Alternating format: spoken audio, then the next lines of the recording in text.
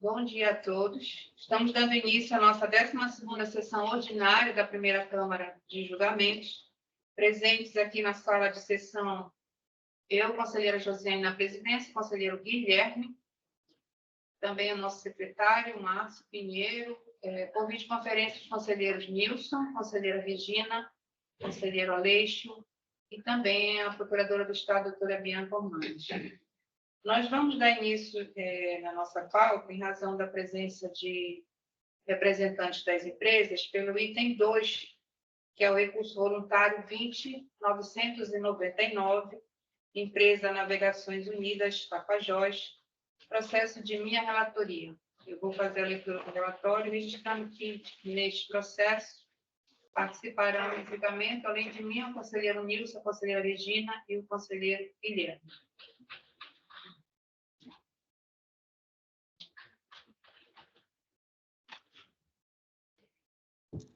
Presente processo sobre o auto de infração lavado com sujeito passivo, em virtude da infração tributária a seguir transcrito. O sujeito passivo deixou de recolher ICMS relativo à operação com mercadoria oriunda de outra unidade da federação destinada a uso, consumo ou integração ao ativo permanente do estabelecimento. Durante a operação de fiscalização no posto fiscal de Conceição do Araguaia, o condutor apresentou os danos 20.231, 20.232, pertencente ao destinatário que se encontra na situação fiscal de ativo não regular. Devido ao exposto, foi lavrado o presente termo, cobrando antecipadamente o valor do imposto devido. Infringência nos artigos da Lei 5.530, de 1989, combinado com dispositivos da Constituição Federal de 1988, dispositivos da Lei 6.182, de 1998, dispositivos do regulamento do ICMS. Penalidade aplicada, artigo 78, inciso 1, a linha D, item 1, da Lei 5.530, de 1989, que corresponde a 40% sobre o valor da diferença. Diferença de alíquota, no caso. O sujeito passivo foi cientificado do auto de infração e apresentou a impugnação atendendo aos requisitos legais. O julgador de primeira instância proferiu decisão concluindo pela parcial procedência do AIF, retirando da exigência o valor relativo ao imposto, em virtude da comprovação de pagamento antes da lavratura do auto de infração. Entretanto, como tal pagamento se deu após o início da ação fiscal e se efetivou com a lavratura do termo de apreensão e depósito em 6 de junho de 2022, o julgador singular manteve a exigência dos juros de mora e da multa. A decisão singular e apresentou recurso voluntário atendendo aos requisitos legais. Em suas alegações de defesa, a recorrente aduz em síntese que o lançamento contém vícios insanáveis, passíveis de anulação, uma vez que o imposto já havia sido recolhido no regime de apuração mensal, o que demandaria o cancelamento de todo o crédito tributário. Que o TAF já se pronunciou por mais de 7 vezes sobre a mesma matéria, reconhecendo que a empresa não estaria em situação irregular, anulando as autuações nos casos analisados. Que a suposta irregularidade cadastral refere-se aos períodos de fevereiro, março, abril, maio, junho, julho, agosto e setembro de 2020, cujos valores correspondentes às pendências foram depositados judicialmente ao Estado do Pará e convertidos em renda, fato que deveria alterar o status de ativo não regular do contribuinte. E o auto de infração é nulo por ausência de motivação, afrontando os artigos 1º-A da Lei 6.182, de 1998 e artigo 37 da Constituição Federal, visto que não constam do lançamento tributário a indicação da situação irregular da empresa no momento da autuação e o fundamento jurídico em que se fundamentou a situação irregular.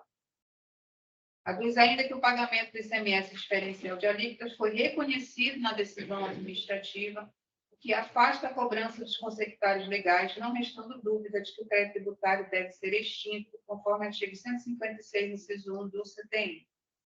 Ao final, requer o cancelamento do auto de infração e a suspensão da exigibilidade do crédito tributário, Requer ainda que as intimações e notificações sejam encaminhadas ao endereço eletrônico da empresa e à sede de seu escritório comercial.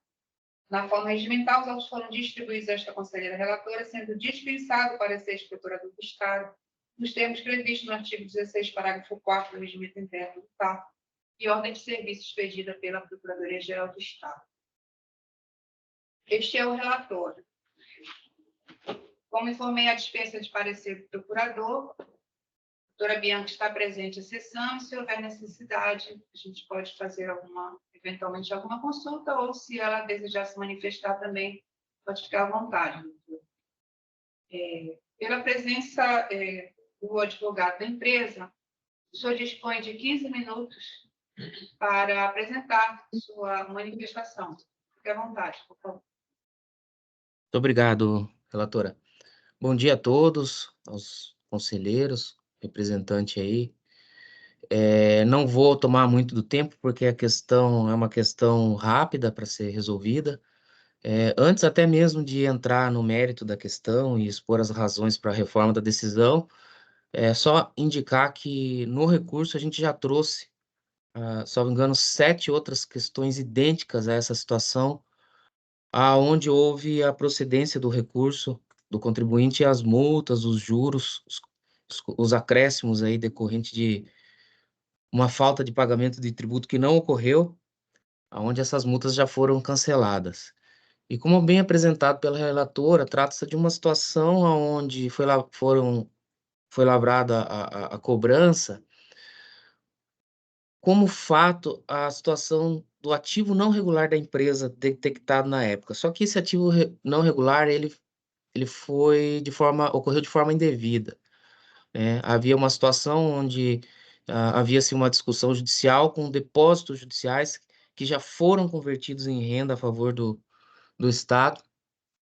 Então, não havia essa situação indicada no auto, ativo não regular. Tanto que isso já foi reconhecido, né, no julgamento de primeira instância.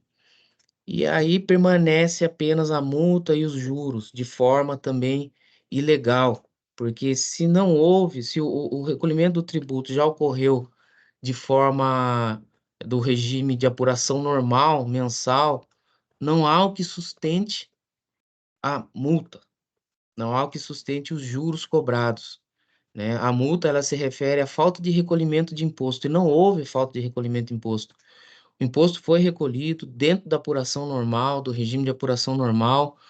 Então, nobres jogadores, nobres conselheiros, assim como já ocorreu em diversas outras situações, não há nada que dê sustentação legal à cobrança dessa multa e à cobrança dos juros, né? Se já foi reconhecida a nulidade do imposto,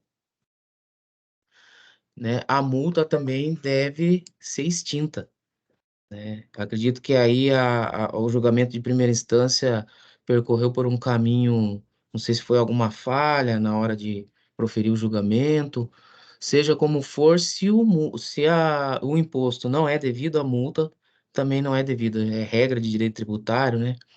Então, por essas razões, a gente pede que seja dado provimento ao recurso para cancelar essa multa, os juros e os consecutários legais, na medida em que já existe uma jurisprudência bem consolidada a favor da empresa nesse sentido.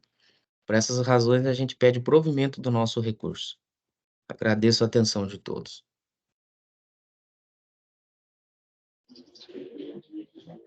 Obrigada, Fernando, pela sua manifestação.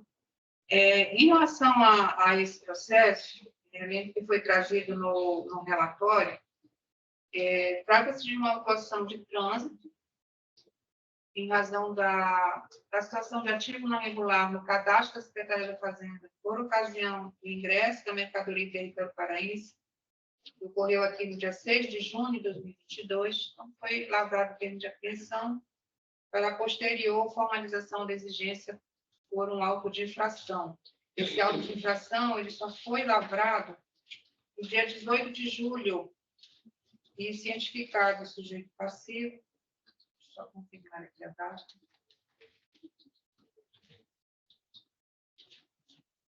No dia 25 de fevereiro de 2023. O que a defesa traz em relação a ações judiciais e depósitos, eu até recordo de situações em que a gente analisou processos da mesma empresa, eu participei de julgamento, eu acredito que até o próprio doutor Ronaldo estava presente, e naquela ocasião, depois de diligências, a gente chegou à conclusão de que o lançamento não tinha feito a indicação adequada de que a empresa se encontrava sob situação de ativo não regular e qual o motivo disso. Então, como havia uma pendência judicial, pairou naqueles processos a dúvida se, de fato, aquela situação de ativo não regular estaria correta no cadastro da Secretaria da Fazenda. Ocorre que, neste processo aqui, ele tem algumas situações um pouco diferenciadas. E aí eu vou tentar discriminá-las. A primeira é que tanto o termo de apreensão quanto o auto de infração indicam que a empresa se encontrava na situação fiscal de ativo irregular e tem os dispositivos da legislação estadual que tratam sobre essa questão, inclusive a Instituição Normativa 13 de 2005, que pontua as situações de inadimplência, seja de obrigação principal ou acessória, para efeito de enquadramento das empresas no cadastro na situação fiscal de ativo não regular. Então, essa indicação, ela existe no auto de infração. E, como anexo do auto de infração, além do próprio termo de apreensão, que indica a origem da ação fiscal, tem as cópias dos documentos auxiliares da nota fiscal eletrônica e também tem um relatório emitido pelo sistema da Secretaria da Fazenda que indica o motivo da situação fiscal de ativo não regular. Esse conjunto de documentos compõe o auto de infração com anexos e foram encaminhados via domicílio eletrônico do contribuinte quando da intimação do auto de infração. Nesse relatório que indica a situação de irregularidade, são apontados os débitos relativos aos meses de julho de 2020, dezembro de 2020, janeiro de 2021, abril de 2021 e maio de 2021. Esses débitos são decorrentes de autos de infração. Não são decorrentes da apuração normal da empresa, aquela que ensejou os depósitos judiciais, e a empresa traz, inclusive, a questão da conversão em renda, um documento da Procuradoria-Geral do Estado, aceitando aqueles valores que foram depositados.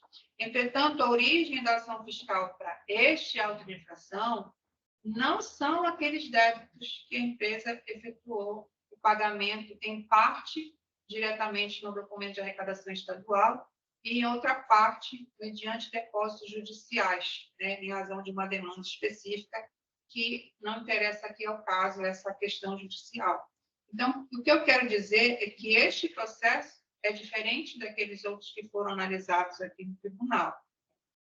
Então, o que nós temos neste processo em análise é que havia uma situação de ativo não regular no cadastro da Secretaria da Fazenda. Por conta disso, a fiscalização de trânsito efetuou a lavratura do termo de apreensão para configurar essa situação e, posteriormente, foi lavrado o auto de infração. A defesa não traz, nem na primeira instância, nem na segunda instância, a indicação de que esses débitos não seriam pendências, não seriam pendências efetivas da empresa para com a Fazenda Estadual. E como a defesa não traz essa comprovação que possa desqualificar, desconsiderar a ação fiscal, aquela situação de ativo não regular que constava do sistema, eu penso que não tem como órgão administrativo afastar a exigência. A legislação estadual, nós não temos como afastar a validade dela, sabemos disso. Nós temos no artigo 108, parágrafo 9º, a indicação de que a empresa, estando na situação fiscal de ativo não regular, esse dispositivo de regulamento do ICMS, estando na situação de ativo não regular, deverá efetuar o recolhimento no momento da entrada em território paraense. Então, foge aquela situação geral de que o contribuinte vai recolher no dia 10 do mês seguinte a entrada da mercadoria no estabelecimento. Então, é um prazo diferenciado, previsto na legislação, por isso foi lavrado o termo de apreensão. O que nós temos para analisar no recurso voluntário é apenas a parcela do crédito tributário remanescente, uma vez que a julgadoria de primeira instância reconheceu que o débito do ICMS diferencial de alíquota relativo àquelas operações ele foi pago antes da lavratura do auto de infração. Então, o julgador de primeira instância, ele não desconsiderou a ação fiscal, uma vez que não há elementos nos autos que possam configurar que aquela situação de ativo não regular estivesse equivocada. Então, o julgador de primeira instância, ele manteve a ação fiscal. O que ele decidiu foi apenas por afastar o valor do imposto, a parcela, né, do imposto, porque o contribuinte comprova que efetuou o pagamento antes da lavratura do auto de infração.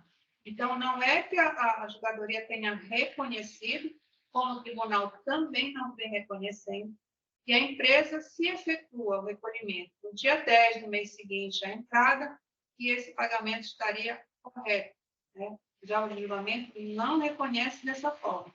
O que nós temos reconhecido é se o tributo, se uma parcela daquele crédito tributário que está sendo exigido foi paga antes da formalização da exigência que se dá com a lavratura do auto de infração e a intimação do sujeito passivo, essa parcela, então, ela deve ser retirada do crédito tributário, para que não haja uma duplicidade. Tá? Então, foi o caso aqui. E essa parcela que foi excluída, ela não foi objeto de recurso de ofício, por conta do valor.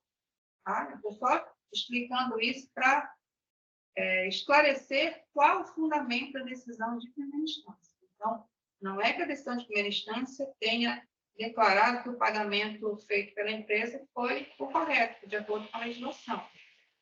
Tá? Então, não tem essa indicação na julgadoria de primeira instância.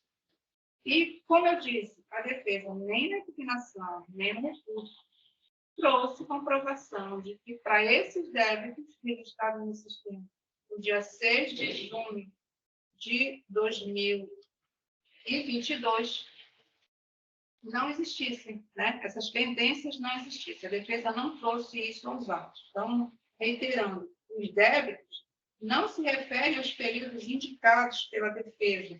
A defesa traz uma indicação dos meses de fevereiro, março, abril, maio, junho, julho, agosto e setembro de 2020, mas esses débitos, que foram objeto de depósito judicial, eles decorrem da apuração normal da empresa. São débitos declarados em DIE, onde a empresa efetuou uma parte do pagamento por DAI e outra parte foi satisfeita por depósito judicial em razão de uma ação específica que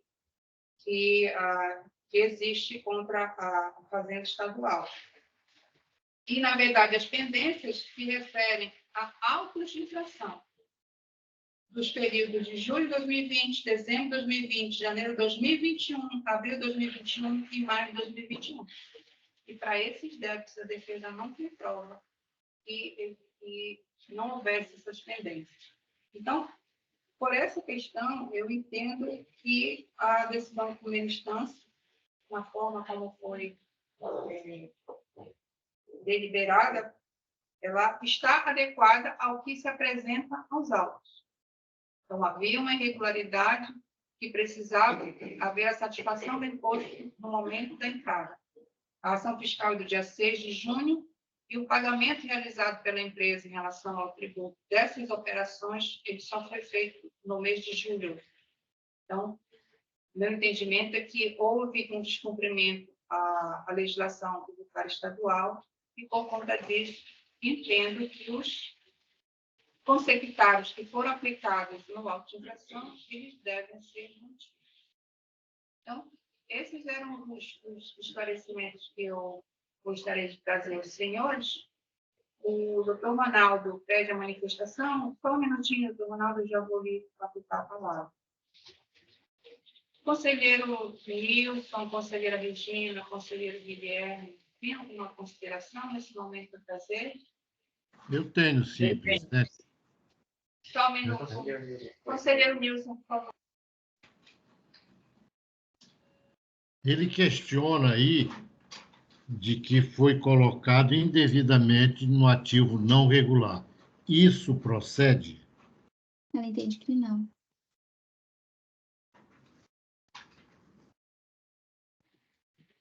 Conselheiro, Sim.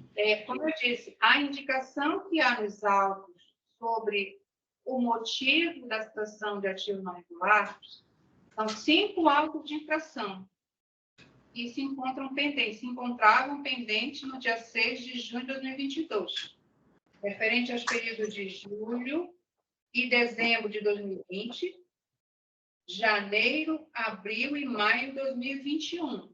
São essas as pendências que motivaram a situação de ativo não regular no dia 6 de junho.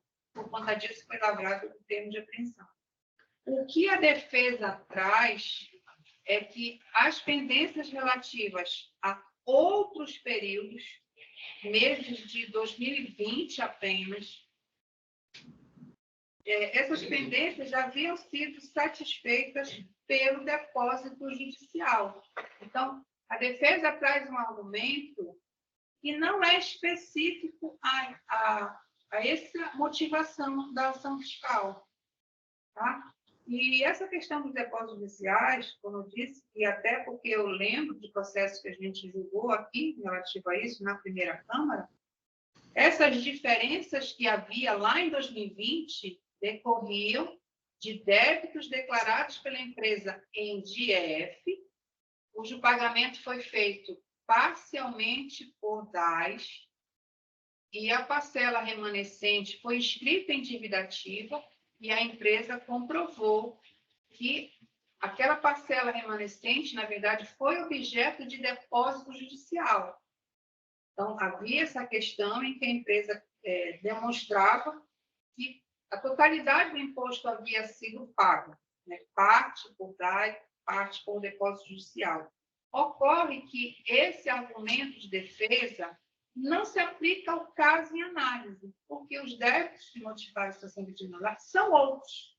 E sobre esses outros, a defesa não trouxe nenhum argumento em relação a isso. Uma outra dúvida.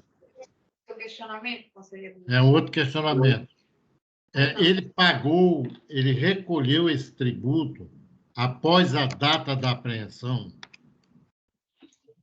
Sim, após a data do TAD. Então, o TAD foi dia 6 de junho. A empresa recolheu no mês de julho, junto com as demais operações passíveis da cobrança do diferencial de alíquota. Perfeito. Só que esse pagamento foi feito antes do auto de infração. Por isso, o julgador de primeira Mas instância... depois do TAD. Antes do auto, mas depois do TAD, é isso? Depois do TAD. E o julgamento de primeira instância retirou o valor do imposto, entendendo que ele havia sido recolhido antes da lavratura do TAD, e manteve apenas o acréscimo dos juros e da multa. Então, o recurso voluntário que está aqui é apenas sobre a parcela de juros e multa. O imposto já foi retirado pela julgadoria e não foi objeto de recurso de ofício. E eu entendo também que a decisão de primeira instância foi adequada nesse ponto, porque, de fato, houve o recolhimento antes da formalização da exigência. Esses juros e multa até aquela data, é isso? A data da lavratura do auto, sim. Tá. Eu tirei minhas dúvidas, presidente. Ok, conselheiro. Conselheiro Guilherme, por favor. Presidente, eu acho que foi bem debatido os questionamentos do auto, inclusive pelo conselheiro Nilson. Não tenho mais questionamento. Ok, conselheiro Guilherme. A conselheira Regina tem alguma dúvida, alguma consideração? Não, presidente, eu estou satisfeita com as informações. Tá bem. Doutor Ronaldo, eu vou lhe facultar a palavra, né? O senhor teve a possibilidade de apresentar suas considerações no momento oportuno, mas, efetivamente, pela sua presença, o senhor pode se manifestar novamente, tá bem? Era só uma questão de fato mesmo, relatora, que eu estava atento aos debates. Esses autos de infração, eu acredito que eles são decorrentes da mesma situação, que são os autos de infração que foram julgados. Se eles estavam constando em conta corrente, é da mesma situação fática, que nós não temos outros autos de infração que não sejam decorrentes dessa situação de depósito judicial. Na época em que se constatou isso, eles estavam constando lá, porque ainda estavam em período de julgamento.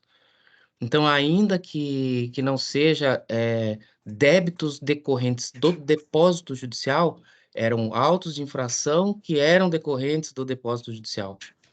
São os autos de infração que nós indicamos como paradigma para julgamento, eu acredito. Era essa a questão de fato que eu queria colocar.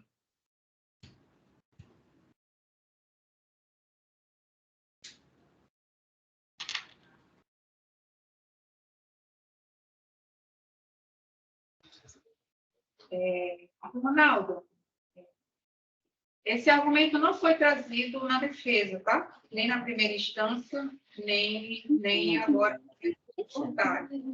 De qualquer forma, eu entendo que eu poderia verificar, como eu disse, não foi trazida essa questão no processo, portanto, eu não teria como manifestar em relação a eles. Eu posso pontuar efetivamente aqui no sistema da Secretaria da Fazenda, no dia 6 de junho de 2022, esses autos de infração se encontravam pendentes. Então, o que a gente pode tentar suspender o julgamento, se alguns conselheiros decidirem pedir vista. Presidente, Pois não, conselheiro. então, diante desses argumentos aí, eu acho necessário a gente consultar no sistema, porque apesar de aparecer vencido aí nos autos, a gente pode ver se foi eventualmente feito julgamento posterior, e pode fazer essa verificação, sim. Aí eu vou pedir vista do processo. É um só, né? É apenas um, é o curso Vou pedir vista 20.999. do processo. Ok, conselheiro Guilherme. Então, pelo pedido de vista, fica suspenso o julgamento relativo ao recurso 20.999 e ele volta à discussão na próxima sessão, que já está marcada para o dia 4 de fevereiro. Desculpa, 4 de março. Doutor Ronaldo, se desejar acompanhar a sessão, por favor, encaminhe o e-mail para a Secretaria-Geral do Tribunal, aquele endereço 7 de TAF, tá? E será enviado o Perfeito. link. Perfeito, perfeito, conselheira. Eu agradeço a atenção de vocês.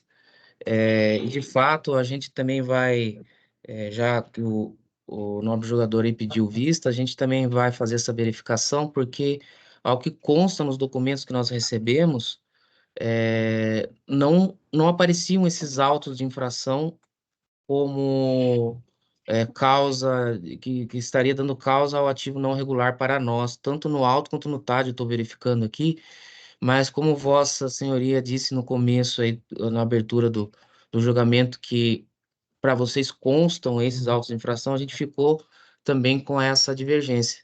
Mas eu digo que esses autos decorrem da mesma situação, porque nós não temos outras operações que tenham gerado auto de infração. Então, a única situação realmente é essa, decorrente dos depósitos. Então, a gente vai aproveitar para fazer esse mesmo trabalho e, repito, jogador, a gente está aqui para esclarecer qualquer dúvida. A Navegações Unidas Tapajós não é uma empresa que tem por hábito manter qualquer tipo de débito com a Fazenda Estadual, é um contribuinte idôneo que tem prazer em contribuir com o Estado, com o crescimento do Estado, tanto na forma de recolhimento de tributo, quanto na forma social, fazendo projetos aí que aproveitam toda a comunidade onde ela se situa. Então, nós temos sim essa preocupação de ser um contribuinte idôneo e que seja sempre reflexo aí para outros contribuintes, tá? Agradeço mais uma vez a atenção e a gente vai participar sim do julgamento no dia 4 de março.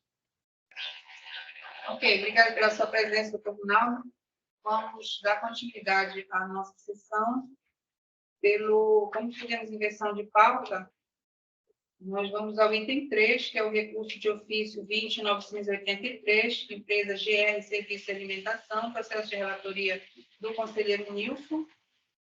Aqui presente o Dr. Daniel, representando a empresa, registrando que se trata de recurso de ofício, e na forma regimental, o Daniel apenas acompanha a sessão. Eu peço, por favor, ao conselheiro Nilson, a leitura do relatório. Recurso de ofício 20.980.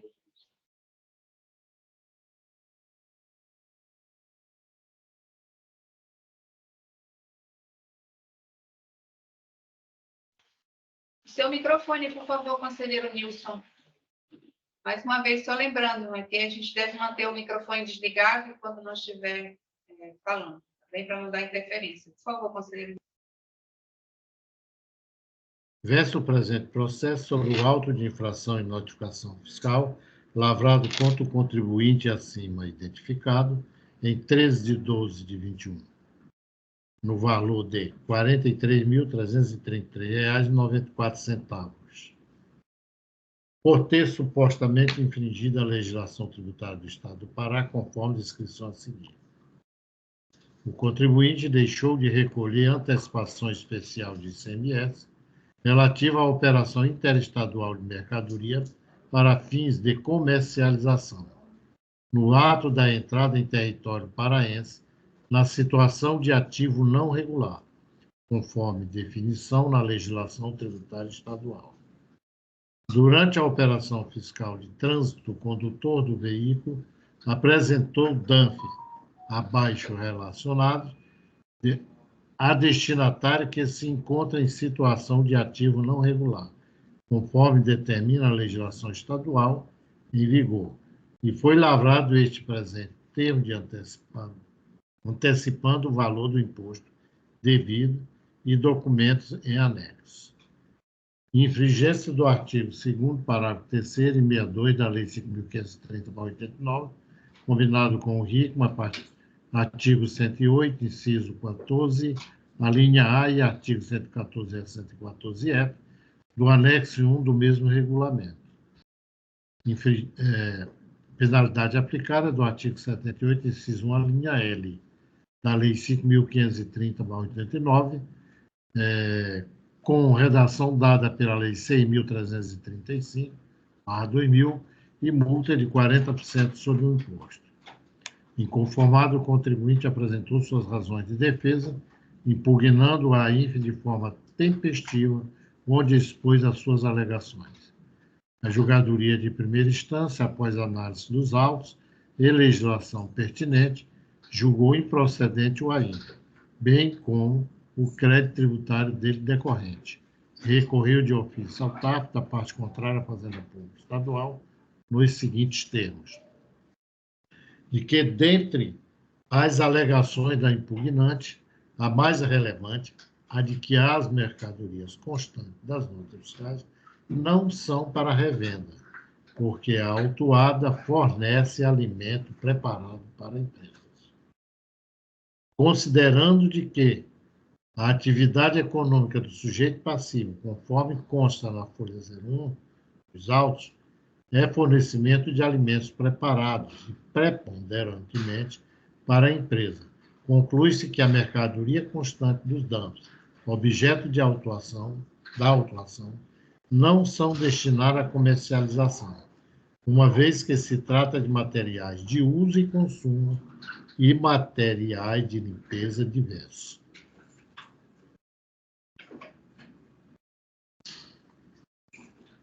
Desta forma, assegura o julgador que a impugnação procede, restando comprovado da análise dos autos que o sujeito passivo não estava obrigado ao recolhimento de antecipação especial na entrada. E numa simples leitura dos produtos arrolados às notas fiscais de folha 07 a 18, atesta-se a improcedência da autuação, corroborando com os argumentos aduzidos na peça impugnatória. Dito isso, é plenamente cabível concluir, portanto, que a autuação fiscal aqui discutida se encontra em desarmonia com os ditames da legislação tributária, não sendo possível aplicar ao contribuinte as penalidades indicadas pela autoridade fiscal no AINF. E dispensado o parecer da Procuradoria-Geral do Estado em obediência à legislação de regência. É o relatório, presidente. E demais conselheiros.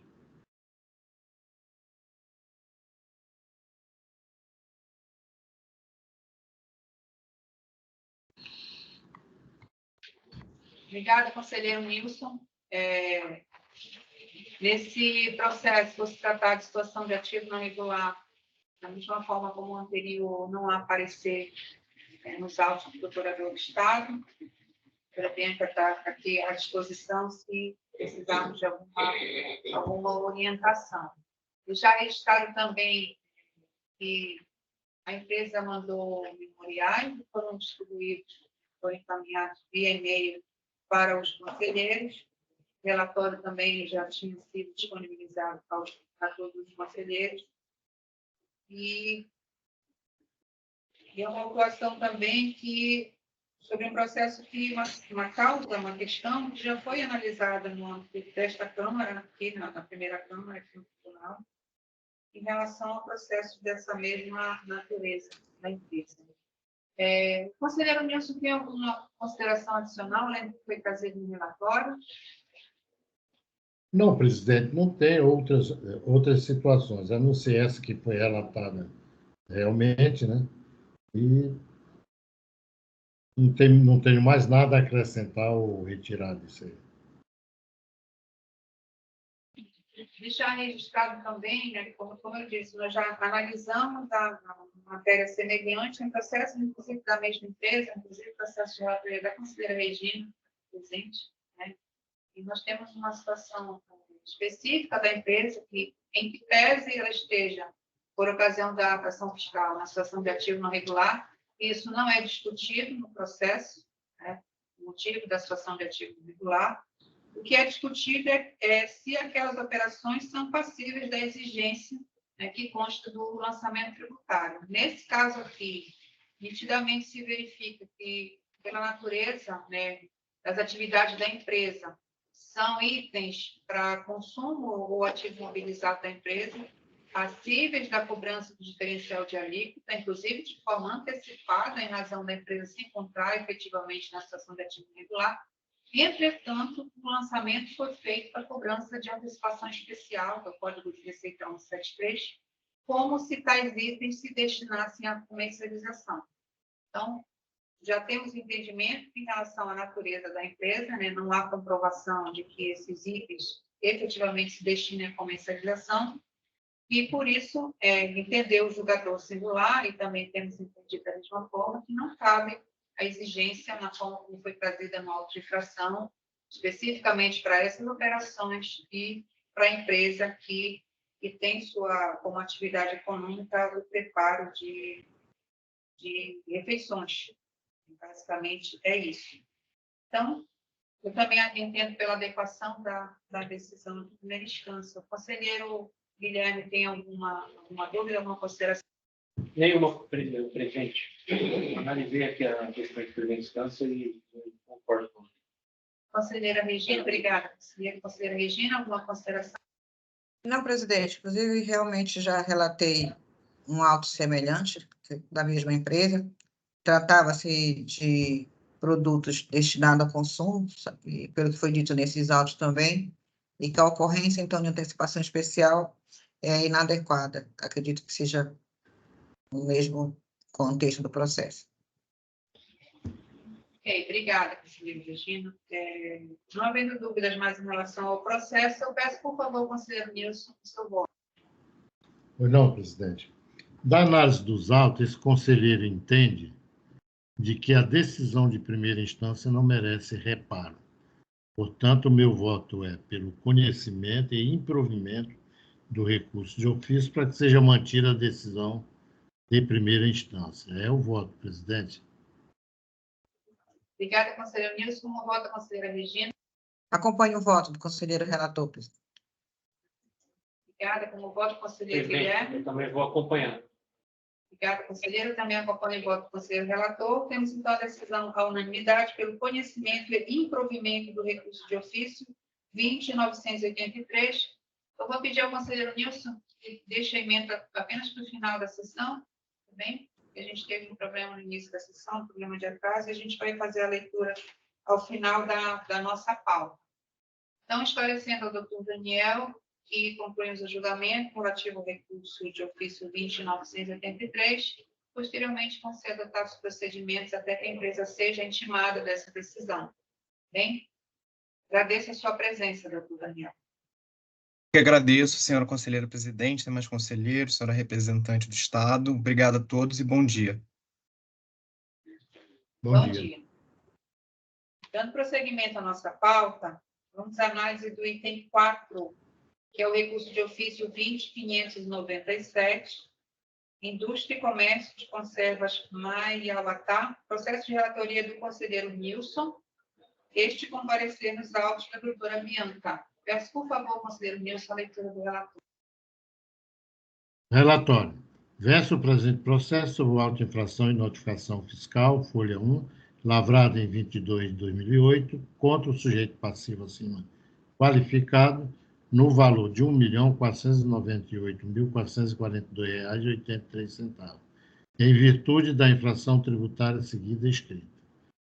O contribuinte deixou de recolher ICMS relativas às operações de saída de palmito industrializado, utilizando, para tanto, saldo credor acumulado inexistente, situação tributária inadequada, transferência de produto para a matriz com isenção, cálculo incorreto do crédito presumido autorizado pelo Decreto 53, de março de 2007, conforme levantamento em anexo, referente ao período de 5 de 2006 a 8 de 2007. A autoridade fiscal atuante enquadrou a infringência nos artigos 62 e 65 da Lei Estadual 5.530/89, combinado com o artigo 108, inciso 5º do RICM, aprovado pelo Decreto 4676/01, aplicando a penalidade prevista no artigo 78, inciso 1, a linha L da Lei Estadual 5.530/89, 40% do valor do imposto. O sujeito passivo apresentou impugnação tempestivamente em 1 de 4 de 2008, sustentando suas alegações de defesa. A julgadoria de primeira instância, após diligência, julgou improcedente o AINF, bem como o crédito tributário dele decorrente, por entender que a cobrança da presente obrigação principal se origina do recolhimento do ICMS referente a operações de transferência de mercadorias entre estabelecimentos do mesmo titular, e recorreu de ofício ao TAF da parte contrária à Fazenda Pública Estadual nos seguintes termos. Preliminarmente,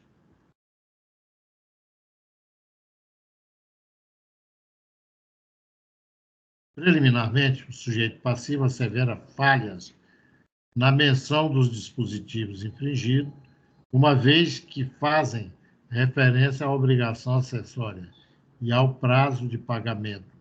Alega de que, quando houver falta de pagamento, deve constar expressamente o artigo infringido na lei estadual.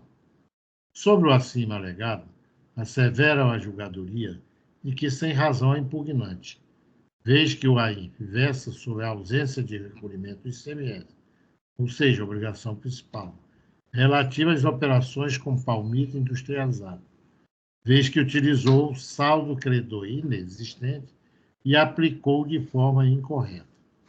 O crédito presumido, nesses termos, o lançamento, ou seja, infringência, folha 01, em conjunto com o resultado da diligência, folha 328, 329, referenciam a obrigação tributária principal descumprida pelo sujeito passivo do mérito das transferências de mercadoria entre estabelecimento do mesmo titular. Sem adentrar nas alegações de mérito da impugnação, compulsando-se os autos, percebe-se a necessidade de proceder com a revisão de ofício do AINF, consoante o dever legal consistido no artigo 28, parágrafo 3º da Lei 6.182/98. Isto porquanto todas as operações, tanto as de entradas como a de saída no estabelecimento autuado, que subsidiam a cobrança do AINF, se trata de transferência de mercadoria entre estabelecimentos do mesmo titular.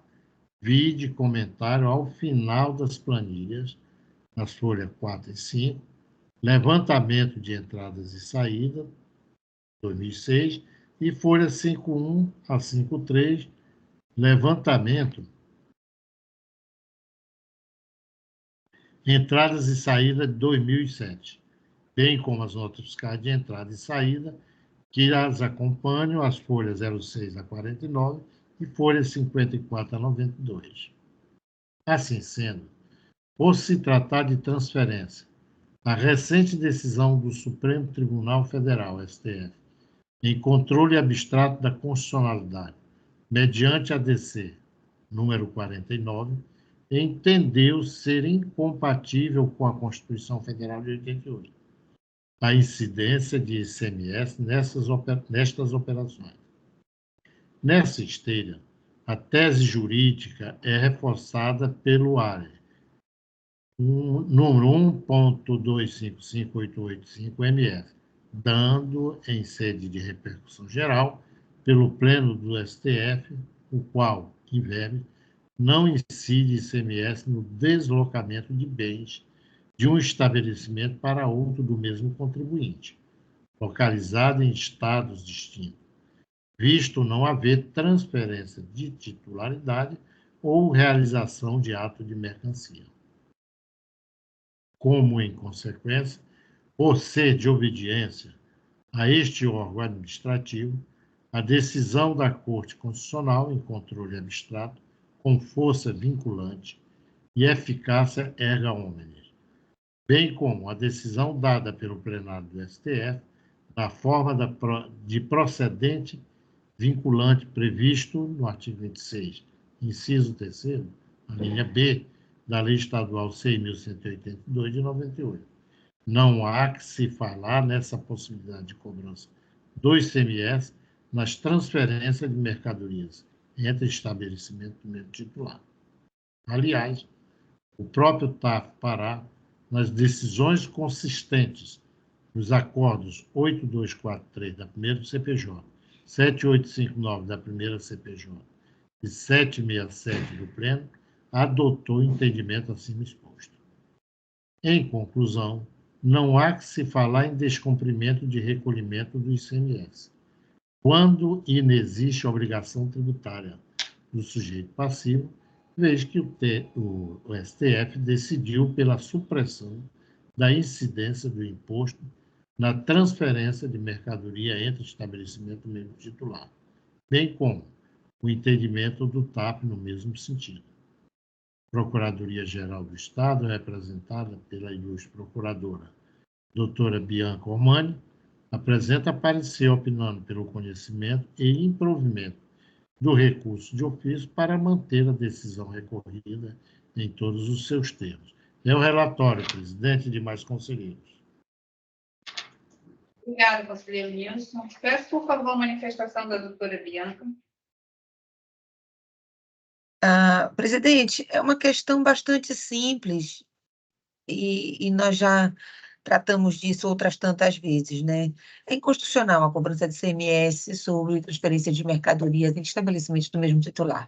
Não apenas porque há uma declaração de inconstitucionalidade pelo Supremo Tribunal Federal, como também agora existe uma lei específica, né, que trata do assunto e que, enfim, já encerrou qualquer espécie de discussão sobre o tema. A discussão agora é muito mais de fato. Houve ou não a operação autuada é ou não uma transferência de mercadorias em estabelecimentos do mesmo titular? Se sim, a autuação merece ser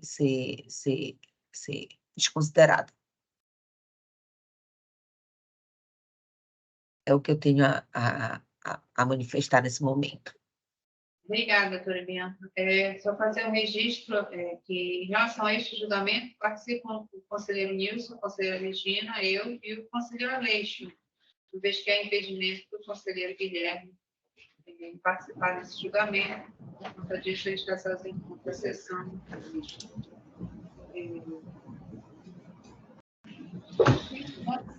Em relação ao processo, esse processo ele é um pouco antigo, já houve uma decisão de primeira instância, ele veio no final. O fato gerador aqui, cobrado, é do ano de 2006. O auto de infração foi votado em 2008. E a autuação, ela decorre de uma situação específica em que a empresa recebia incentivos fiscais do Estado do Pará e a fiscalização entendeu que o cálculo feito pela empresa foi feito de forma inadequada, também de um resíduo de ICMS a recolher relativo às operações de saída do produto palmito, que é essencialmente o produto que é comercializado pela empresa. Mas essas diferenças, elas de fato decorrem das operações de transferência, são operações inclusive internas, são operações de transferência de mercadorias do município de Anajás para o município de Belém, entre estabelecimentos da mesma empresa.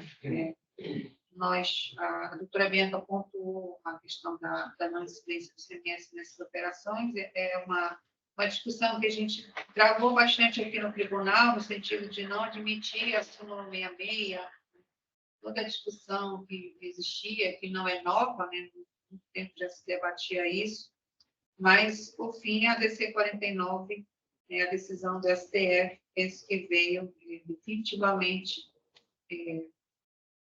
resolver essa questão, né? Inclusive afastando da legislação tributária, da Lei Complementar 87 e 96, a possibilidade que existia, né, a indicação existente de que havia incidência do ICMS, inclusive nas operações de transferência. Né? É algo que tanto não era passivo de cobrança que foi preciso ter essa ressalva na legislação.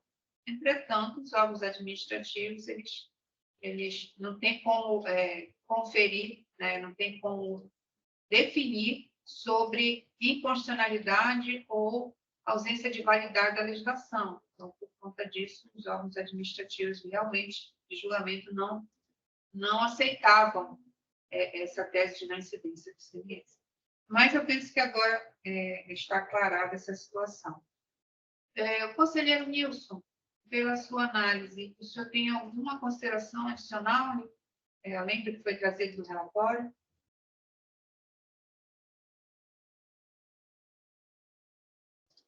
Seu microfone, conselheiro Nilson, por favor. Como bem entendido, essa discussão é bastante antiga, né? Como a senhora mesmo falou, a respeito da súmula 166, mas após a DC 49, essa questão ficou resolvida definitivamente, que em se tratando de transferência para a mesma titularidade, não há incidência de tributos sobre essa transferência. Então, é só isso, não tem outras delongas mais sobre isso.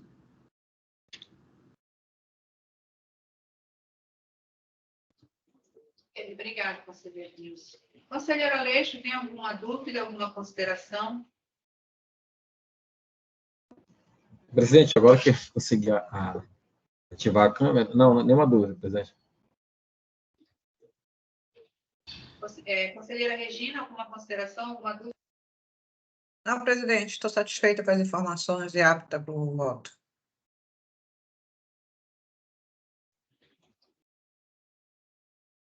Bem, não havendo mais dúvidas em relação ao processo, eu peço, por favor, ao conselheiro Nilson, o seu voto.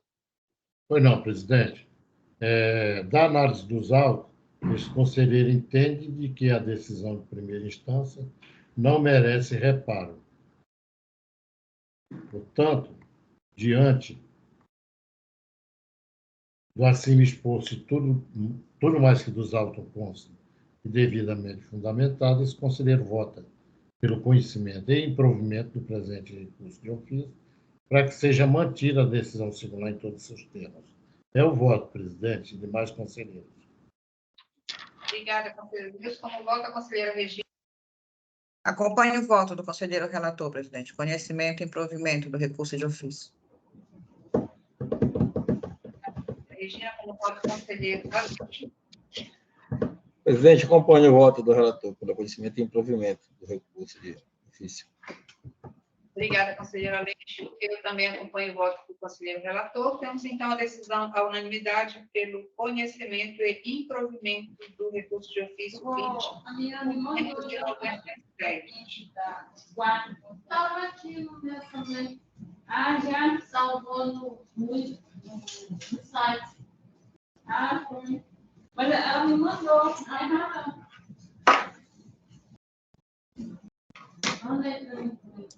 Tá.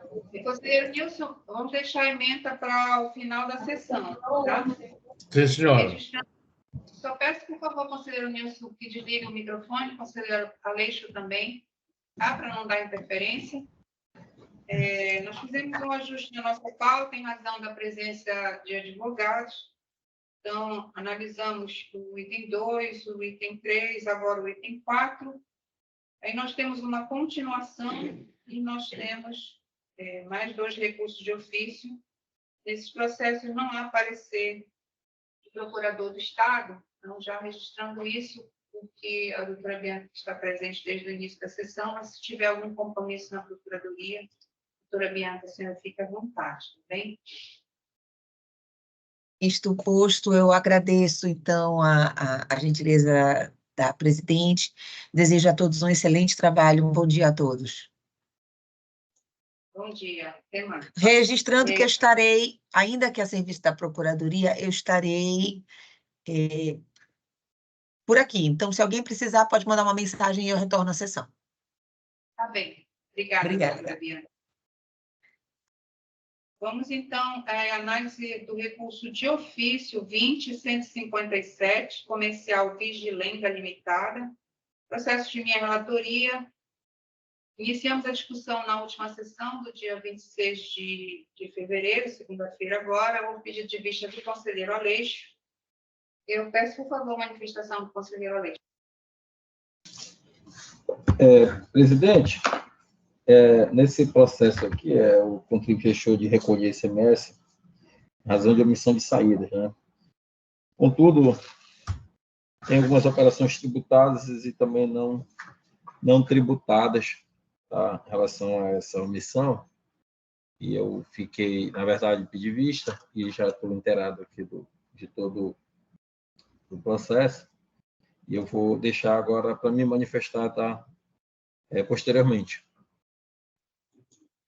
Ok, conselheiro Aleixo. Obrigada.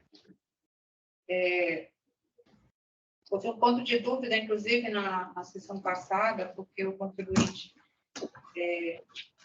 era do Simples Nacional, na época da fato gerador trazer de nova frustração. Mas o que ocorre aqui? Lembrando que é um recurso de ofício, a Julgadoria de Primeira Instância concluiu pela improcedência do crédito tributário, entendendo que não havia prova material da infração e que não havia nos autos nenhum documento que comprovasse, né, a origem das informações contidas no levantamento fiscal. E os autos vieram para o tribunal para análise do recurso de ofício. Houve pedido de diligência pelo representante da Procuradoria-Geral do Estado, e no retorno desse processo, a autoridade fiscal atuante informou que os dados do levantamento foram retirados dos relatórios das declarações da própria empresa, através do PGDAS e da DIEF, além das notas fiscais de entrada e saída que estão armazenadas, né, no portal da nota fiscal eletrônica e que são de conhecimento do contribuinte. E por a fiscalização ter utilizado dados de DIEF e PGDAS, que pairou um pouquinho a dúvida em relação se a empresa era ou não era do Simples Nacional no período. Mas o que acontece? A fiscalização se utilizou da DIEF do ano posterior de 2015, então a empresa já não era do Simples Nacional, para indicar o valor do estoque de mercadorias no ano de 2014. Então, sabendo que a DIEF do mês de fevereiro de cada ano, há indicação para que o contribuinte informe os estoques iniciais e finais, né, do ano anterior. Então, a fiscalização buscou na DIEF de fevereiro de 2015 o valor dos estoques do ano de 2014. E esses valores estavam com informação zero, portanto, o contribuinte não informou valor relativo ao estoque. E na defesa, o contribuinte também não traz nenhum argumento em relação a essa questão de estoque, da existência de estoque. E a fiscalização traz nessa diligência a indicação de que a empresa tem um volume muito grande de compras e um volume bem menor de receitas declaradas no PG-10.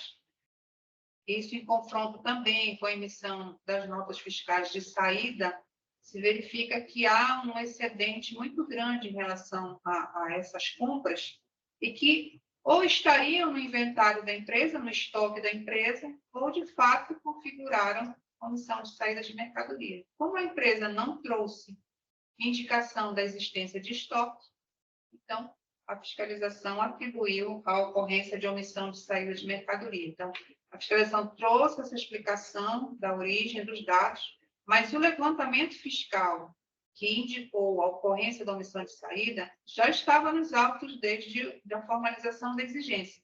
Não foi uma prova que foi produzida posteriormente, esse é o meu ponto de vista. Tá? Então, eu entendo que a análise do julgador de primeira instância ela foi precipitada ao indicar que não havia a indicação da origem dos valores utilizados no levantamento fiscal. E como houve essa sinalização do procurador do Estado em relação a essa questão, para que houvesse a manifestação da fiscalização, eu entendo que o processo ele agora está, digamos assim, completo em relação a eventuais dúvidas que poderiam ser trazidas em relação à ocorrência que foi descrita aqui no auto de infração. Na análise do procurador do Estado, quando o processo retornou, entendeu o procurador do Estado, então, pelo conhecimento e provimento do recurso de ofício para restabelecer a exigência. Entretanto, em que pese eu estar convencida de que o levantamento fiscal ele está corroborado pelas informações da própria empresa, e tem essa indicação, nesse caso específico, é uma situação até, eu diria que é excepcional e que eu ainda não tinha verificado nos autos de infração. A fiscalização, ela, quando concluiu pelo seu levantamento de omissão de saídas, ela fez um cálculo proporcional àquilo que se referia às saídas tributadas e o cálculo do que seriam saídas não tributadas, pela própria movimentação das entradas de mercadorias. Parte como a empresa ela tem como atividade comercial o comércio varejista de mercadoria em geral, com predominância de produtos alimentícios, supermercados, mercearias e armazéns, é nítido que, em relação a essas atividades, parte das operações de aquisição, elas vêm com substituição tributária ou são passíveis de cobrança de antecipação na entrada, com encerramento de fase de tributação. Por conta disso, as saídas dessas mercadorias já não sofrerão tributação do ICMS, porque o tributo já foi pago numa etapa anterior. Então, a fiscalização fez esse cálculo, fez a proporcionalidade em relação ao volume de operações de entrada de tributação normal e aquelas que tiveram imposto já pago de forma antecipada, e definiu que só iria cobrar o imposto sobre uma parcela e que resultou no cálculo do imposto no valor de R$ 5.690. Entretanto, quando a fiscalização lavrou o auto de infração, ela cobra o imposto de R$ 5.690, mas, ao efetuar o cálculo da multa, ela cobra a multa de 80%, como definido no artigo 78, inciso 1, a linha G da Lei 5.530, mas não sobre o valor do imposto. Ela cobra sobre o valor total da omissão de saídas. E, nesse ponto, eu entendo que houve uma impropriedade da fiscalização, porque a ocorrência descrita no auto é que o contribuinte deixou de recolher ICMS, em razão da omissão de saída apurada através de levantamento específico. Então, se a cobrança é daquele ICMS que deixou de ser recolhido naquele período, em razão do levantamento, a multa só pode incidir sobre o valor do ICMS que está sendo cobrado. Efetivamente, poderia a fiscalização até pensar em cobrar a multa, mas com auto de infração distinto, porque este auto de infração ele só se destina à cobrança do imposto. O imposto aqui é no valor de R$ 5.690, portanto, a multa ela só pode ser aplicada sobre essa base de cálculo. Esse é o meu ponto de vista, esse é o meu entendimento. Então, o que nós temos aqui, para exemplificar os senhores, a fiscalização cobra o imposto de R$ 5.690, e a lei diz que a penalidade corresponde a 80% sobre o valor do imposto. Então, deveria a fiscalização cobrar 80% sobre 5.690, que daria um valor de 4.552, isso à época dos fatos, né? A infração é de 2019, teria correção e tal, mas, na época, 80% sobre o valor do imposto que está sendo exigido seria de 4.552. Entretanto, a fiscalização efetuou o cálculo sobre uma base de 102.287, que resultou na multa. Eu não tenho o cálculo da multa aqui. Tinha o cálculo em UPF, mas não tinha o cálculo em real. Mas o que eu quero dizer com isso? Que a multa definida no auto de infração está além do que está previsto na legislação, que é o artigo 78, a linha G, para o caso específico. Então, por essa questão, por esse entendimento, eu entendo que deve ser retirado, deve ser corrigido, melhor dizendo, deve ser retificada a base de cálculo da multa, para que ela seja composta apenas pelo valor do imposto, que é R$ 5.690,60. A multa seria de R$ 4.552, e com os juros que foram calculados aqui adequadamente, de acordo com a previsão prevista na legislação, à época dos fatos, o crédito tributário, então, ele seria reduzido. Então, a minha sinalização é que deve ser restabelecida a cobrança, porque está configurada a omissão de saídas e a falta de recolhimento do imposto, mas deve ser corrigido o valor da multa e, com isso, reduzido o crédito tributário. Então, essas são as informações que eu tinha para trazer em relação a esse processo. E aí eu pergunto ao conselheiro Aleixo, que no caso também pediu vista dos autos, se tem alguma consideração adicional ou dúvida. Presidente, cheguei a essa mesma conclusão, tá? Mas aí eu quis aguardar as suas considerações. Eu concordo aí com as ponderações feitas. Realmente, a multa ela está em cima de, no caso, de situações que são não tributárias, né? Então, isso aí não foi retirado. Eu entendo que vai ser pelo parcial provimento, né? Só para fazer a retirada. Isso, a redução da multa. Conselheiro Nilson, tem alguma dúvida? Alguma consideração? Não, presidente, sem problema. Conselheira Regina, alguma consideração? Alguma dúvida? Não, presidente, compreendi que nós estamos tratando de a ocorrência, deixar de recolher o ICMS, a multa tem que alcançar a situação fática da ocorrência lançada. Ok, então, podemos encaminhar o voto, pelas explicações que foram trazidas. Eu já vou à parte positiva. Pelo que foi exposto, eu voto pelo conhecimento e provimento parcial do recurso de ofício. Como voto o conselheiro Nilson? Voto com a conselheira relatora. Obrigada, conselheiro Nilson. O voto da conselheira Regina. Presidente, Acompanho o acompanho voto. integralmente. Opa, desculpa. Acompanho o voto, Conselheira Regina, presidente. voto. Acompanha? Acompanho o voto da conselheira relatora. Obrigada, conselheira Regina. Conselheira Aleixo, por favor, como voto. Acompanho o voto, presidente. Obrigada, conselheira Aleixo. Temos, então, a decisão à unanimidade pelo conhecimento e parcial provimento do recurso de ofício 20.157. Eu já sinalizo que essa emenda, a emenda desse voto, eu vou ler na próxima sessão. Bem? Pela presença ainda do conselheiro Aleixo, se ele puder, se o conselheiro se puder compartilhar as emendas que se encontram pendentes, a gente já pode fazer a leitura. E aí depois o conselheiro Guilherme reingressa na sessão e a gente pode dar andamento, e você pode cuidar de outras atividades aí na coordenação em que o senhor trabalha. Presidente, eu estou com um problema de compartilhamento, mas eu vou tentar de outra forma aqui, tá? Eu vou recortar aqui a minha emenda, só que eu vou fazer dessa forma. Só um minuto.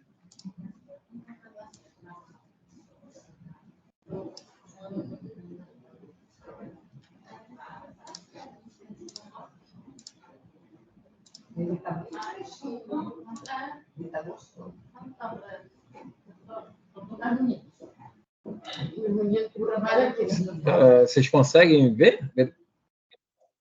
Sim, conselheiro Aleixo. Esse caso aí é o recurso voluntário 19.991, que foi discutido, votado na última sessão do dia 26. Pode ler, pode fazer a leitura. Recurso 19.991, voluntário. O processo é 17.2019-51, 5096, dígito 7. Relator, conselheiro Antônio Alexandre Santos Aleixo, emenda ICMS diferencial de alíquota, não recolhimento. Item 1, deixar de recolher ICMS diferencial de alíquota relativo à operação interestadual com mercadoria destinada a consumidor final não contribuinte do imposto. Constitui infração à legislação tributária e sujeita o contribuinte à imposição da penalidade. 2. A isenção prevista no artigo 82 do anexo 2 do regulamento do ICMS refere-se tão somente às operações ou prestações internas relativas à aquisição de bens, mercadorias ou serviços por órgãos da administração pública estadual direta e suas fundações autarquias. 3. Recurso conhecido é improvido. A minha sugestão é só de inversão do item 2 e do item 1. Item 1 e 2, tá? Fazer a inversão, conselheiro. A questão da isenção é o que foi o argumento de defesa da empresa e é o fundamento do voto. Porque, na verdade, o fundamento da defesa ele tinha outros fundamentos. Já em termos de recurso aqui voluntário, o fundamento realmente era da isenção. Então, como a emenda ela é relativa aqui ao julgamento do TAF, então eu aceito aí a mudança, presidente, a sugestão de mudança. Tá bem. Conselheira Regina, conselheiro Nilson, alguma sugestão de ajuste? Não, presidente. Não, presidente, sem nada a acrescentar. É comigo ou não? Cuidado, então, conselheiro Regina, a 19.991, pode tirar o compartilhamento. E os ajustes a gente faz na secretaria. Só passe esse arquivo, por favor, para o e-mail da secretaria, tá? Para o Márcio, para o Luciano, tá bem? Para a formatação. Aí tem mais uma emenda, né, conselheiro? Recurso voluntário 247. Tem também? Se não conseguir compartilhar, pode fazer a leitura direta, conselheiro. Tem sim, eu vou compartilhar aqui. Mas eu estou conseguindo recortando, engraçado. Que seja esse aqui. Agora eu consegui. Vamos ver. Bom, eu tive um pouco de dificuldade porque eu não tinha feito um recurso desse que foi parcialmente provido, tá? E eu aceito sugestões aqui na questão da emenda. Recurso 247, voluntário, processo do AINF é o 37/2020-51-0000-5060. Relator sou eu, conselheiro Antônio Alexandre Santos Aleixo, emenda ICMS também, diferencial de alíquota.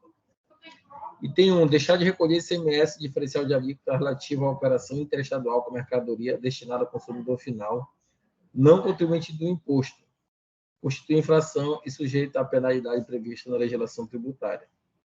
O item 2, eu já coloquei o recurso é conhecido e parcialmente provido, tão somente para reduzir o valor do crédito tributário, em razão do parcial pagamento pelo contribuinte após a lavratura do TAD antes da lavratura do AINF. Esse caso aqui, né, a gente reduziu o valor pago pelo contribuinte, e aí eu coloquei dessa forma, mas eu aceito sugestões, presidente. E aqui tá o Obrigada, conselheiro Aleixo. A parte final aí é que a gente conclui só pelo recurso conhecido e parcialmente provido, e a decisão foi unânime, aquela indicação, tá? Vou até passar o modelo depois, conselheiro Aleixo. Mas a gente faz os ajustes em secretaria, tá bem? Nesse caso aí, só para reforçar, né? Foi feito, nós fizemos a retirada do valor do imposto, porque foi feito o pagamento antes da lavratura do auto de infração. E semelhante ao caso que nós analisamos anteriormente, que a gente acabou não concluindo o julgamento, né? A julgadoria já vem adotando esse serviço de procedimento e o CAF também. Então, se há pagamento antes da lavratura do auto de infração, ainda que após o início da ação fiscal, o valor do imposto ele é retirado e mantém-se os acréscimos que realmente está configurado a infração. Só faz esse reconhecimento do pagamento para que não haja uma exigência de duplicidade, né? Um pagamento de duplicidade. E a gente já ajuste o valor do crédito tributário a que efetivamente a Fazenda deva exigir do contribuinte. O conselheiro Aleixo, então, já fez a leitura das duas emendas que se encontraram com vocês. Agradeço mais uma vez a presença do conselheiro. Se precisar apresentar, o conselheiro Guilherme já retornou à sala de sessões.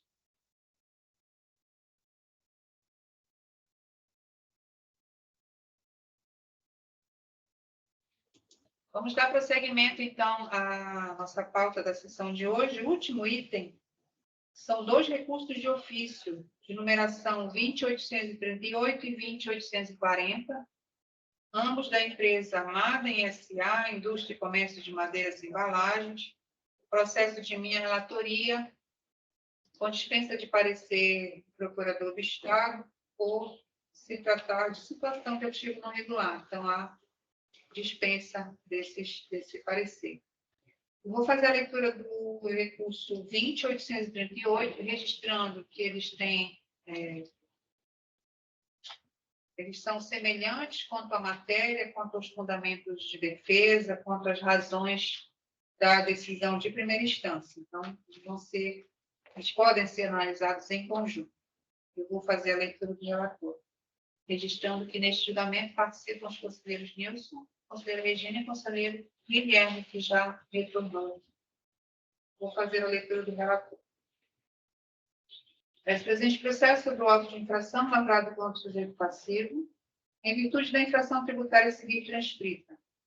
O contribuinte deixou de recolher a antecipação especial do ICMS relativa à operação interestadual de mercadoria para fins de comercialização no ato da entrada em território paraense na situação de ativo não regular, conforme definição na legislação tributária estadual.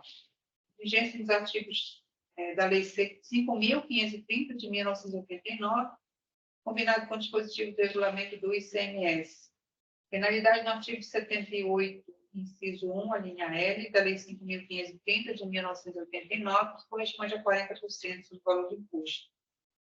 Trata-se de lançamento tributário decorrente de ação de fiscalização de trânsito de mercadorias, mediante o qual foi lavrado o termo de apreensão e depósito que originou o auto de infração em análise. O sujeito passivo foi cientificado do auto de infração e apresentou impugnação atendendo aos requisitos legais. O julgador de primeira instância, observando as prescrições legais, proferiu decisão pela improcedência do auto de infração, declarando indevido o respectivo crédito tributário, sob o fundamento de que os documentos fiscais que originaram o termo de apreensão referem-se a operações interestaduais de transferências de mercadorias entre estabelecimentos da mesma empresa, hipótese em que não há incidência do ICMS. Nesse sentido, indica que deve ser observada a decisão do Supremo Tribunal Federal na ação direta de constitucionalidade, a DC 49, que indica ser incompatível a cobrança do ICMS nessas operações. Essa decisão recorreu de ofício ao CARF nos termos previstos no artigo 30 da Lei 6.132 de 1998. Na forma regimental, os autos foram distribuídos a esta conselheira relatora com dispensa do parecer do procurador do Estado. Este é o relator. Em relação a esse processo, eu fiquei com um pouquinho de dúvida no início, quando eu fiz a análise, por conta do fundamento utilizado pelo julgador singular, de que não se poderia efetuar a cobrança sobre as operações interestaduais de transferência de mercadorias entre estabelecimentos da mesma empresa, com fundamento na decisão do STF, na ação direta de constitucionalidade número 49. O que me ensejou dúvida e depois eu, enfim, cheguei ao convencimento. Primeiro porque eu entendo que a decisão de primeira instância, ela deu um direcionamento, do meu ponto de vista, um pouco equivocado, porque a exigência do auto de infração não é sobre as operações de transferência. Diferente do caso que foi analisado anteriormente, em que as operações eram operações internas da empresa, eram operações de transferência, e em razão dessas operações é que a autuação foi feita, né, em relação ao processo que analisamos anteriormente. Mas neste processo aqui, a cobrança se dá em razão da entrada da mercadoria em território paraense, onde há previsão da antecipação especial do ICMS para as mercadorias que se destinem à comercialização.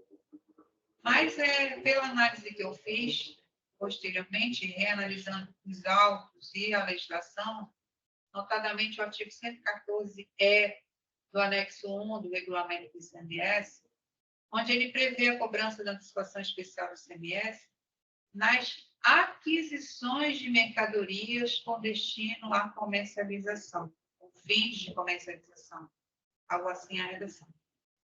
E por se tratar de transferência de mercadoria interestadual entre estabelecimento da mesma empresa, pelas decisões reiteradas dos tribunais superiores, nessa operação não há transferência de titularidade, né? Não há mudança de titularidade em relação àquele bem. Então, se não há mudança de titularidade, eu entendo que não há como configurar a hipótese prevista no artigo 114-E, que trata de aquisição, porque a aquisição de mercadoria pressupõe um ato de mercancia, que no caso aqui não se configurou. Tá? Então, o meu entendimento em relação a esse processo é dar uma explicação com um pouco mais de detalhe sobre o fundamento da decisão de primeira instância, porque pareceu, no primeiro momento, que a autuação era sobre a operação de transferência, e não é. Então, como a autuação não é sobre a operação de transferência, eu penso que o fundamento da decisão não pode ser simplesmente dizer que não pode ser cobrado ICMS das transferências, porque não é essa a acusação.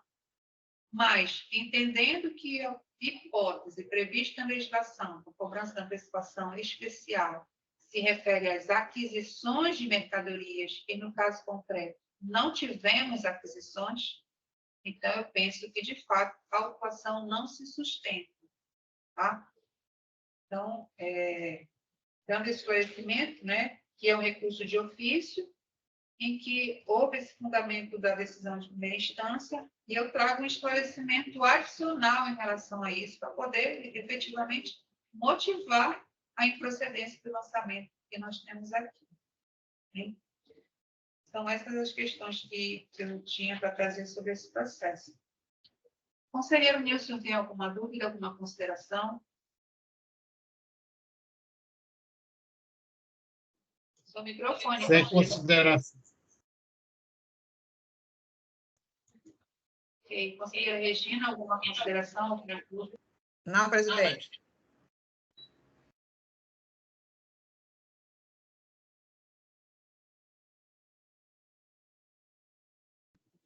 Conselheiro Guilherme, alguma consideração? Nada a acrescentar, presidente. Sim, não havendo dúvidas sobre o processo, vou proferir o voto. Pelas explicações que foram trazidas, eu vou fazer o voto pela parte dispositiva. Votando pelo conhecimento e improvimento do recurso de ofício. Conselheiro Nilson, como voto? Eu acompanho o voto da relatora. Obrigada, conselheiro Nilson. Conselheira Regina, como voto? Acompanho o voto da conselheira relatora. Conhecimento e improvimento. Obrigada, conselheira Regina. Conselheiro Guilherme, como voto? Também vou acompanhar o voto da relatora, presidente. Obrigada, conselheiro. Temos, então, a decisão à unanimidade pelo conhecimento e improvimento dos recursos de ofício 20.838 e 20.840. E esse eu trouxe a ementa. Trouxe uma ementa simples, eu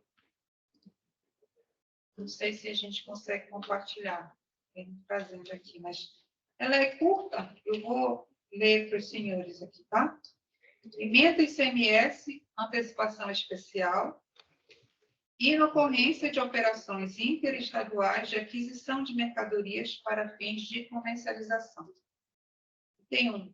Deve ser mantida a decisão de primeira instância que declara a improcedência do lançamento tributário quando não configurados na situação fática os fatos narrados no auto de infração. Recurso conhecido e improvido. É uma redação enxuta relativa a recurso de ofício. Ainda essa fundamentação maior sobre, digamos assim, o reflexo da ADC 49 para esse caso, eles estão no voto escrito. Alguma sugestão de ajuste? Conselheiros? Nenhuma, presidente. Não, presidente. A emenda, obrigada, conselheiros. A emenda se aplica aos dois recursos, portanto, ela está aprovada. Ficou pendente a leitura da emenda do recurso de ofício 20.597, conselheiro Nilson.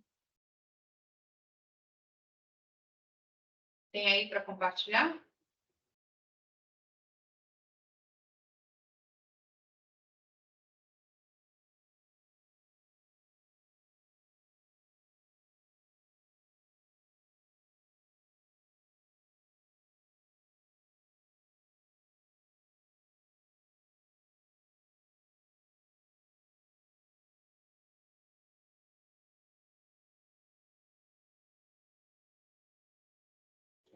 Já está aparecendo aqui, conselheiro Nilson. Pode fazer a leitura.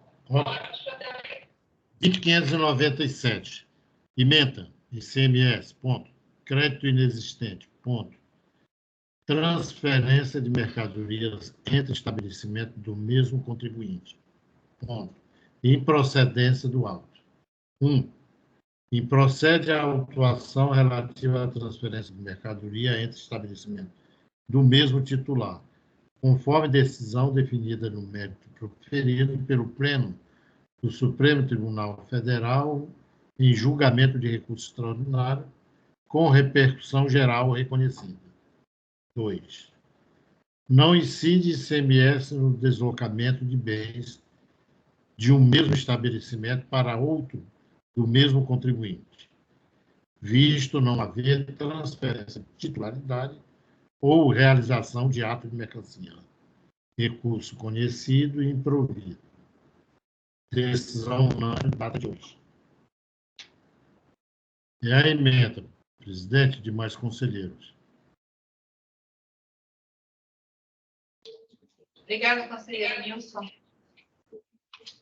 Eu vou só verificar em secretaria a questão das emendas que nós temos trazido em relação a isso, porque nós fizemos a discussão sobre a ADC 49. E esse recurso extraordinário, com repercussão geral, salvo engano é o tema 1099, também tratou da matéria, né, mas como é um recurso de ofício, vou verificar melhorzinho o fundamento da decisão de primeira instância, que acredito que tinha sido a ADC 49. Aí a gente pode fazer só um ajuste em relação a isso, tá, conselheira? Sim, senhora. E apesar de tanto como ter um precedente judicial de observância, né, obrigatória, que tem repercussão, só para a gente ajustar a questão da emenda, tá bem? Ok. Alguma outra sugestão, conselheira Regina, conselheiro Guilherme? Nenhuma, presidente. Não, presidente.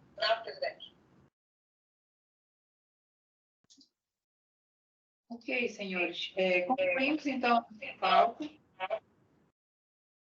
Agradeço a... Não, tem outro, presidente, tem outro acórdão. É da sessão passada?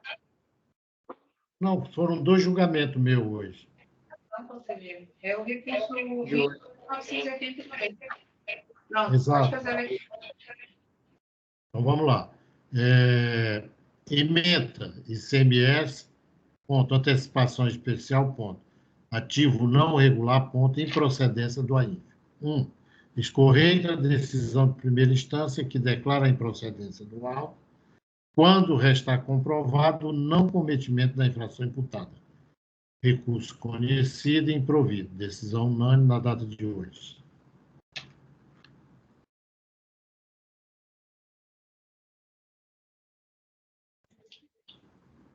Ok, conselheirinha. Eu não tenho sugestão para ajuste, né, de recurso. Conselheiros, alguma sugestão? Nenhuma, presidente. Regina? Ok. Ok, então temos a emenda aprovada. Agora sim, finalizamos a nossa pauta. Agradeço mais uma vez a participação de todos. Lembrando que nós já temos pauta marcada para a próxima semana, na segunda e na quarta-feira. E teremos sessão do pleno agora na sexta-feira. Quando é do pleno? Sexta? Dia 1º ou dia 2, conselheiro? Dia 1º. Sexta agora, dia 1º. Sexta agora, dia 1º. Ah, porque tem processo mesmo. Ok, Ok. obrigado. Tendência, qualquer dúvida, a gente aparece na Secretaria-Geral ou através dos nossos contatos, tá bem? Muito obrigada, Ok. bom dia, até a próxima.